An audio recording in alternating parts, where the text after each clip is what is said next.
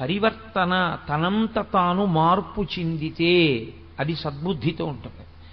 అది అలా సద్బుద్ధితో ఆలోచన చెయ్యనంత కాలం అది దుర్బుద్ధితోనే ఉంటుంది.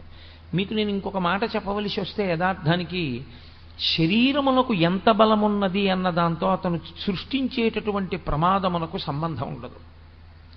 అతను ఏ బలము లేనివాడు కావచ్చు, అత్యంత బలహీనుడు కావచ్చు.